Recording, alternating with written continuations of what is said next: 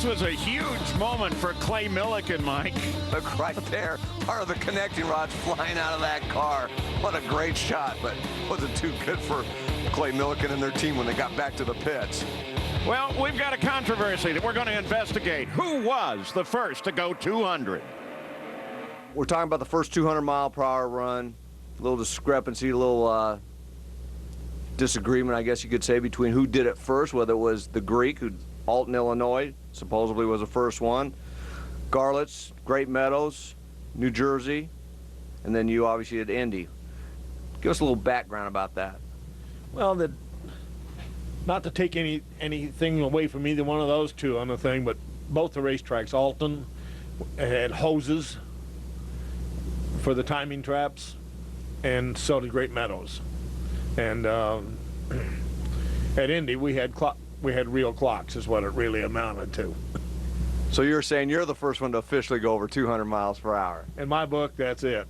Your first 200-mile-per-hour run was at Great Meadows, New Jersey, right? Is that, do you consider that the first official 200-mile-an-hour run? Well, that's the first official NHRA 200-mile-an-hour run. That's exactly right, on Crondex clocks. Now, when you say hoses, what do you mean by hoses? Well, you run across the rubber hose, and it triggers an event. Hoses? Yeah. He said the timing hoses had a sensor in them, and you ran over them, and then that set it off, and he said that's why it wasn't as accurate as what he thought it was. At Great Meadows. Is that what he said? That's what he says. He's terribly mistaken about that. He'll have to refresh his memory. The only hoses that we ever ran over were at Dunkirk. You mentioned, too, about Garlitts running 200 miles per hour at Great Meadows, and you felt that track probably wasn't ready for 200 mile at that point. Why was that? Well, the reason being because the braking system on the cars that we had weren't adequate to what we were doing with the thing. And at Great Meadows, there was a railroad track at the end of that racetrack. You know, you wouldn't want to go across it.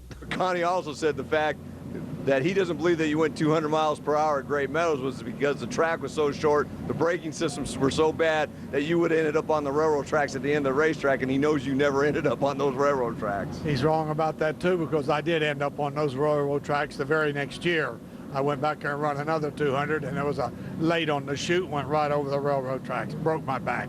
The first 200-mile-an-hour run, there's been a little discrepancy about who did it. Garlitts supposedly has the official time, but you did it, what, a couple years before in Alton, Illinois? I think it was about a year before that. We're at Alton, Illinois. We were all there. Garlitts was there running this car, and we happened to run 200, and we backed it up with another 200, and then we finally didn't believe it ourselves, and we started doing it over and over. And Garlitts was there, and you went faster than him, right? Yeah, we did. I feel sorry for him.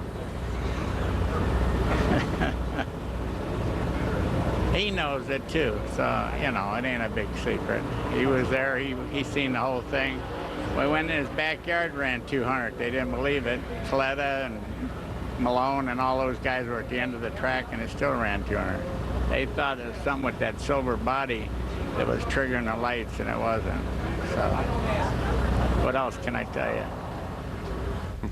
Okay, we still don't know. Well, yeah, and then we never will because of the timing systems back in the day. I mean, all three of those guys are straight-up guys. They always tell it like it is, and it's just, like you said, we're never really going to know.